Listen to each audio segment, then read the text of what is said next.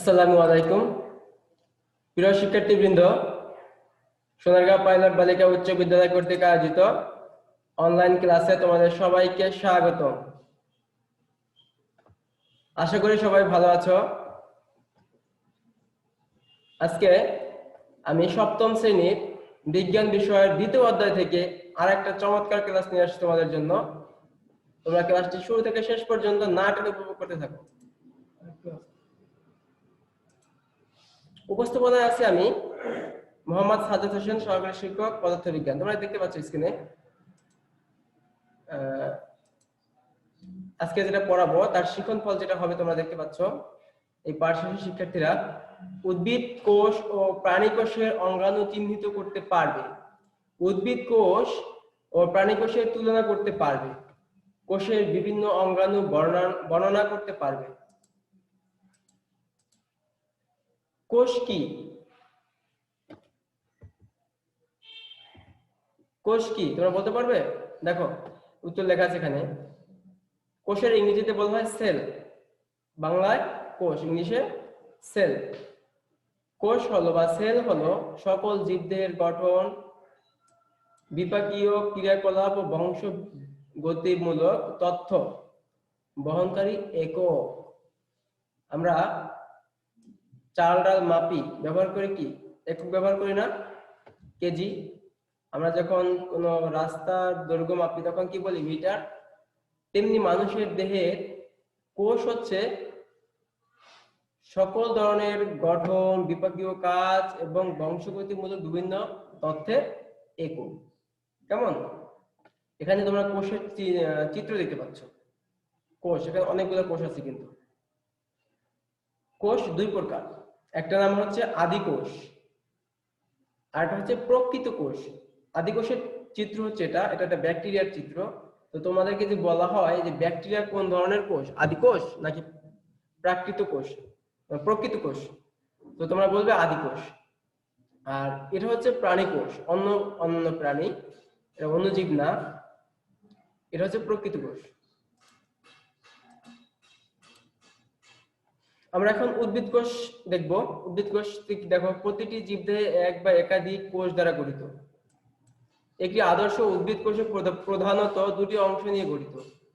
এক নম্বরে হচ্ছে কোষ প্রাচীর, নাম্বার দুই প্রোটোপ্লাজম। কোষ প্রাচীর আর প্রোটোপ্লাজম এই দুটো অংশ নিয়ে একটা আদর্শ উদ্ভিদ কোষ গঠিত। এখানে দেখো উদ্ভিদ কোষে একটা রঙিন চিত্র রয়েছে আর একটা সাদা কালো চিত্র তোমাদের সামনে উপস্থিত করেছি। দেখো তোমরা চিহ্নিত চিত্র, এখানে প্লাজমা মেমব্রেন আছে, তারপরে সাইটোপ্লাজমিক ধাত্র, অমসৃণ এন্ডোপ্লাজমিক রেটিকুলাম, তারপর মসৃণ এন্ডোপ্লাজমিক রেটিকুলাম আছে। অমসৃণ কোনটা? যেই এন্ডোপ্লাজমিক রেটিকুলামটা হচ্ছে তোমার এই নিউক্লিয়াসের সাথে থাকবে সেটা হচ্ছে অমসৃণ। অমসৃণ মানে এর গায়ে একটু দাঁত দাঁত আকারে কিছু একটা বস্তু থাকবে, এই জন্য হচ্ছে অমসৃণ। আর এই পাশে আমার এই যে কার্সর, কালো কার্সরটা লক্ষ্য করো, এখানে দেখতে পাচ্ছ তোমরা একটা মসৃণ এন্ডোপ্লাজমিক রেটিকুলাম। হ্যাঁ, দুটা এন্ডোপ্লাজমিক রেটিকুলাম থাকে, একটা হচ্ছে নিউক্লিয়াসের সাথে, এটাকে বলা হয় নিউক্লিয়াস। নিউক্লিয়াসের সাথে সেটা হচ্ছে অমসৃণ এন্ডোপ্লাজমিক রেটিকুলাম, আর এর পাশে যেটা দেখতে পাচ্ছ সেটা হচ্ছে মসৃণ এন্ডোপ্লাজমিক রেটিকুলাম।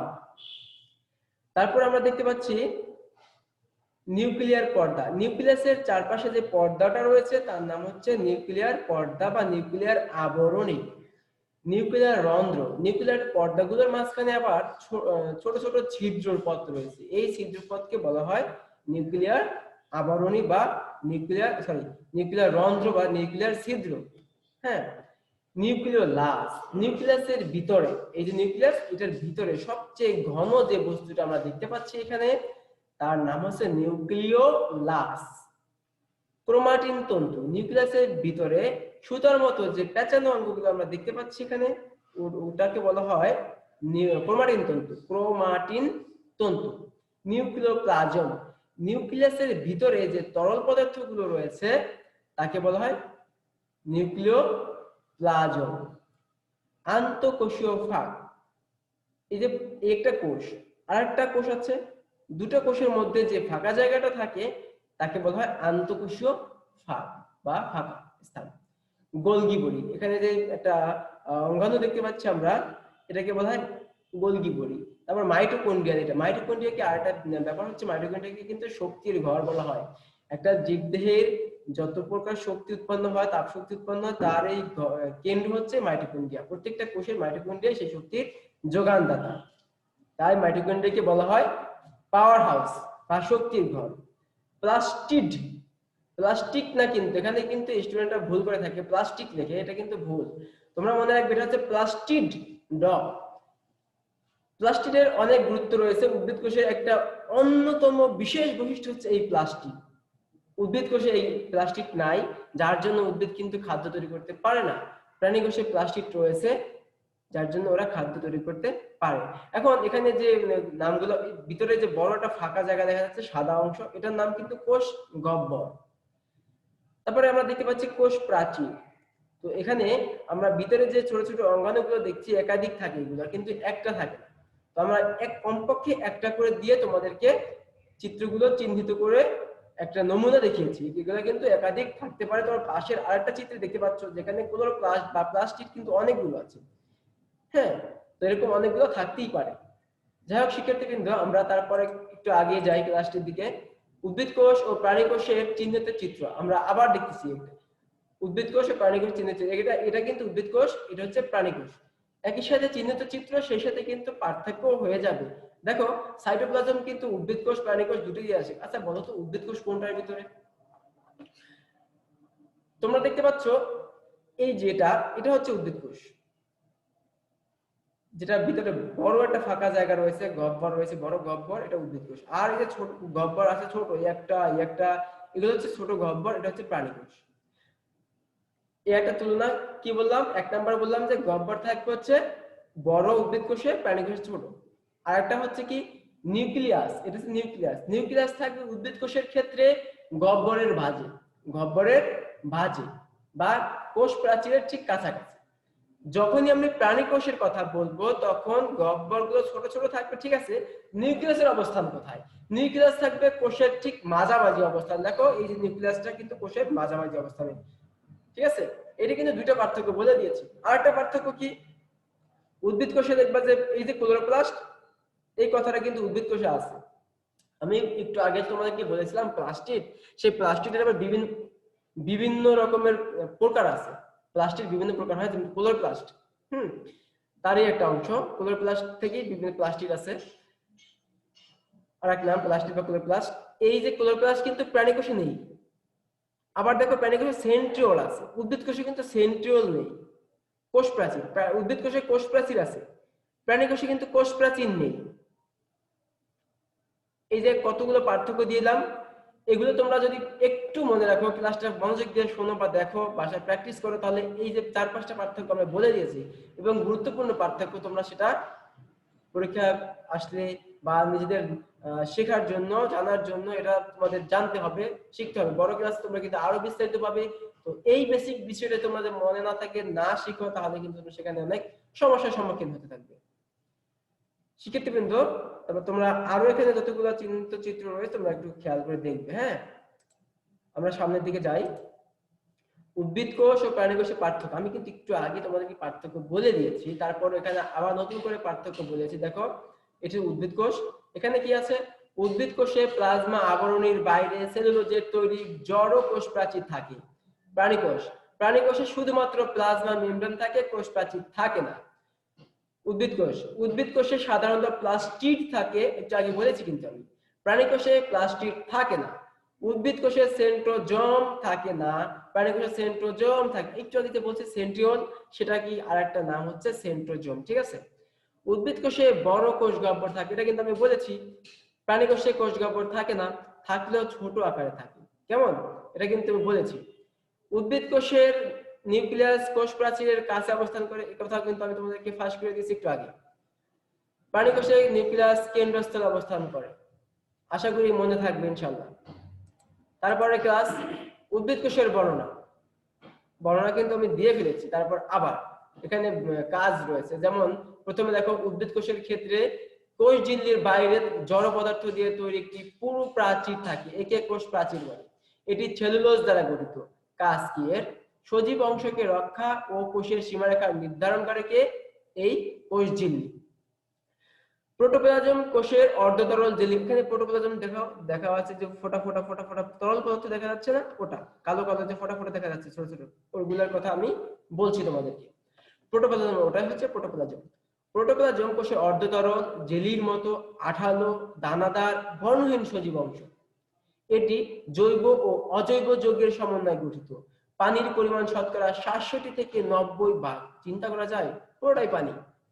প্রোটোপ্লাজমের দুইটি অংশ, সাইটোপ্লাজম ও নিউক্লিয়াস। এইবার আমরা বলবো কোষ গহ্বরের কথা। কোষের সাইটোপ্লাজমে অর্ধতরল পৃথক পদার্থপূর্ণ কোষরস ছোট বড় গহ্বর থাকে। এই যে কোষরস সাইটোপ্লাজম পূর্ণ যে কোষরস রয়েছে সেখানে ছোট বড় গহ্বর থাকে। গহ্বর থাকে তাকে, এই যে গহ্বর থাকে তাকে বলা হয় কোষ গহ্বর। প্রাণী কোষে কোষ গহ্বর থাকে না, সাধারণত থাকে না, তবে থাকতেও পারে, সেটা হচ্ছে কম বেশি। তবে কি বলছে এখানে, কোনো না কোনো কোষে থাকলেও সেটা আকারে ছোট, এই জন্যই বলা হয়েছে যে থাকে না বলাটাই উত্তম। নানা প্রকার জৈব অ্যাসিড, লবণ, শর্করা, আমিষ ইত্যাদি কোষ গহ্বরের দ্রবীভূত অবস্থায় থেকে কোষ প্রস্তুত করে। উদ্ভিদ কোষের বর্ণনা আমরা কিন্তু বলেছি, এইমাত্র বর্ণনা দিয়েছি, তোমরা এখন আবার দেখতে থাকো। এটা কিন্তু উদ্ভিদ কোষ না, এটা কিন্তু প্রাণী কোষ, এটা উদ্ভিদ কোষ। সাইটোপ্লাজম, উদ্ভিদ কোষ থেকে সাইটোপ্লাজমটা আলাদা করে তার বর্ণনা এখানে দেওয়া হয়েছে। একটু আগে তোমাদের যে অঙ্গগুলোর বর্ণনা দেওয়া হয়েছে, এখানে আবার অন্য অঙ্গগুলোর বর্ণনা দেওয়া হয়েছে। যেমন এখানে সাইটোপ্লাজম রয়েছে, কোষের প্রোটোপ্লাজমের নিউক্লিয়াসের বাইরের জেলির মতো অংশকে সাইটোপ্লাজম বলে। সাইটোপ্লাজমের অভ্যন্তরে অবস্থিত কোষের বিভিন্ন জৈবনিক ক্রিয়াকলাপের সাথে সংশ্লিষ্ট সজীব বস্তুসমূহকে একত্রে সাইটোপ্লাজমীয় অঙ্গাণু বলা হয়। সাইটোপ্লাজমের মধ্যে যে অঙ্গাণুগুলো থাকে তাদেরকে বলা হয় সাইটোপ্লাজমীয় অঙ্গাণু। একটু মনে রাখবে তোমরা।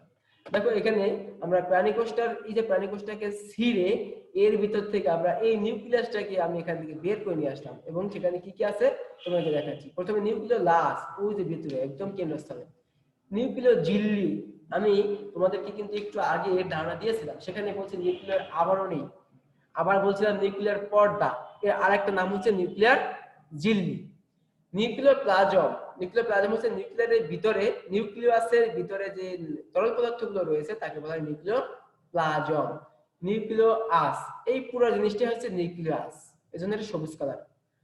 ক্রোমোজোম, এই যে দেখো সুতার মতো, এগুলোকে বলা হয় ক্রোমোজোম।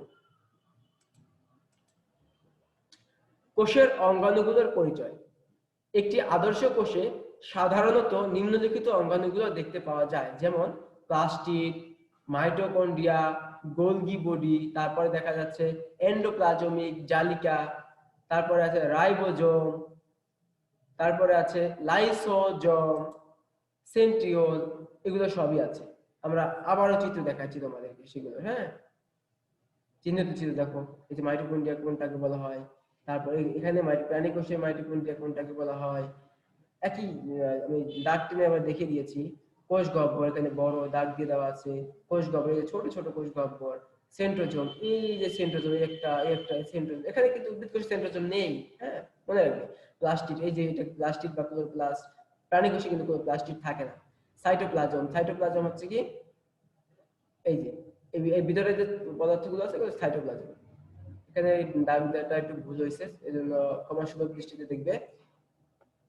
কোষ ঝিল্লি, এই কোষ ঝিল্লি হচ্ছে এইটা না, কালোটা না, এর ভিতরেরটা, আর এটা হচ্ছে উপরেই কোষ ঝিল্লি। কারণ উদ্ভিদ কোষে কোষ প্রাচীর আছে, প্রাণী কোষে কোষ প্রাচীর নেই, সরাসরি কোষ ঝিল্লি। প্লাস্টিড, সজীব উদ্ভিদ কোষে সাইটোপ্লাজমে বর্ণহীন অথবা বর্ণযুক্ত গোলাকার বা ডিম্বাকার অঙ্গাণুগুলোকে প্লাস্টিড বলা হয়। প্লাস্টিডকে আবার দুই ভাগে ভাগ করা যায়, ক্রোমোপ্লাস্টিড, লিউকোপ্লাস্টিড। লিউকোপ্লাস্টিড, হ্যাঁ, লিউকোপ্লাস্টিড কিন্তু সাদা, এটা থাকে মূলে, উদ্ভিদের মূলে থাকে, এর কোনো বর্ণ থাকে না। ক্রোমোপ্লাস্টিড হচ্ছে বর্ণযুক্ত প্লাস্টিড, একটা হচ্ছে ক্লোরোপ্লাস্ট আর হচ্ছে ক্রোমোপ্লাস্ট, এটা বর্ণযুক্ত। এই ক্লোরোপ্লাস্ট সবুজ, এই ক্রোমোপ্লাস্ট হচ্ছে অন্য বিভিন্ন কালার। হ্যাঁ, প্লাস্টিড উদ্ভিদের খাদ্য সংশ্লেষণে, বর্ণ গঠনে, খাদ্য সঞ্চয় ভূমিকা রাখে। প্লাস্টিড উদ্ভিদের বর্ণ বৈচিত্র্য সৃষ্টি করে, একে বর্ণাধার বলা হয়। মাইটোকন্ড্রিয়া, সজীব উদ্ভিদ ও প্রাণী কোষের সাইটোপ্লাজমে বিক্ষিপ্তভাবে ছড়িয়ে থাকা ছোট ছোট দণ্ডাকার অঙ্গাণুকে বলা হয় মাইটোকন্ড্রিয়া। এই দেখো মাইটোকন্ড্রিয়া, আমি এই উদ্ভিদ কোষের থেকে এই যে মাইটোকন্ড্রিয়া, এটাকে বের করে এনে তোমাদের সামনে বড় করে উপস্থাপন করেছি। তোমরা দেখতে পাচ্ছ এটা মাইটোকন্ড্রিয়া। এই যে মাইটোকন্ড্রিয়ার ভিতরে যে যে ভাঁজ আছে না, কতগুলো গর্ত উপর নিচে ঢেউ খেলানো, এই ভাঁজটাকে বলা হয় কি জানো? এই ভাঁজটাকে বলা হয় ক্রিস্টি। ভাঁজ হওয়ার অংশে যে ছোট ছোট লাগানো থাকে ক্রিস্টি বলা হয়। তারপরে অন্তঃগহ্বর হচ্ছে কোনটা? এই যে দাগ দেওয়া আছে ভিতরে, অন্তঃপর্দা এগুলো আছে। হ্যাঁ, এটা মনে রাখবে। বহির্গহ্বর, এই যে বাইরের আবরণটা। জীবের যাবতীয় বিপাকীয় কাজের শক্তির উৎস মাইটোকন্ড্রিয়া, তাই একে বলা হয় পাওয়ার হাউস। এর কথা কিন্তু আমি তোমাদেরকে বলে দিয়েছি পাওয়ার হাউস কাকে বলে। সেন্ট্রিওল কিন্তু থাকে প্রাণী কোষে, তোমাদেরকে আমি বলেছি, তোমরা একটু মনে করে দেখো। প্রাণী কোষের নিউক্লিয়াসের কাছে দুটি ফাঁপা নলাকার বা দণ্ডাকার অঙ্গাণু দেখা যায়, তাদের সেন্ট্রিওল বলা হয়। এখানে গোল করে দেখানো আছে সেন্ট্রিওল। উদ্ভিদ কোষে সেন্ট্রিওল থাকে না। প্রাণী কোষে বিভাজনের সময় অ্যাস্টার গঠন করাই এর কাজ। সেন্ট্রিওলের কাজ কি? বিভাজনের সময় অ্যাস্টার গঠন করে। নিউক্লিয়াস প্রোটোপ্লাজমের পর্দা দিয়ে বেষ্টিত সর্বাপেক্ষা ঘন বস্তুকে বলা হয় নিউক্লিয়াস। এই যে নিউক্লিয়াসটাকে বের করে আনলাম, তারপর তোমাদেরকে দেখালাম। এর বর্ণনা কিন্তু আমি ইতিমধ্যে তোমাদেরকে দিয়েছি। এখন আমরা দেখবো এর আর কি লেখা তথ্য আছে। নিউক্লিয়াস মূলত প্রোটিন ও নিউক্লিক অ্যাসিড দ্বারা গঠিত। হ্যাঁ, মনে রাখবে নিউক্লিয়াস কি আছে? নিউক্লিয়াস প্রোটিন আর নিউক্লিক অ্যাসিড দ্বারা গঠিত। নিউক্লিয়াসে বংশগতির বৈশিষ্ট্য নিহিত থাকে। প্রতিটি নিউক্লিয়ার পর্দা, নিউক্লিওলাস ও নিউক্লিয় জালিকা নিউক্লিওপ্লাজম দ্বারা গঠিত। এটা কিন্তু খুবই গুরুত্বপূর্ণ, তোমাদেরকে মনে রাখতে হবে। আমি তোমাদের অনুরোধ করছি এটা মনে রাখবে তোমরা। বাড়ির কাজ। প্লাস্টিড কি তোমাদেরকে আমি পড়িয়েছি, তো তোমাদেরকে পারতেই হবে। এটা না পারলে আমি খুবই মন খারাপ করব। প্লাস্টিড কি, প্লাস্টিড কত প্রকারভেদ তোমাকে বলেছি, আমি দেখিয়েছি যে প্লাস্টিড, তারপর ক্রোমোপ্লাস্টিড, ক্লোরোপ্লাস্টিড আমি তোমাকে দেখিয়েছি, তোমাদেরকে পারতে হবে। প্লাস্টিডের প্রকারভেদ উল্লেখপূর্বক এদের কাজ বর্ণনা করতে হবে। তো শিক্ষার্থীবৃন্দ, আজকে আর কথা বাড়াবো না, আজকে এখানেই শেষ করতে যাচ্ছি। তোমাদের সবাইকে ধন্যবাদ।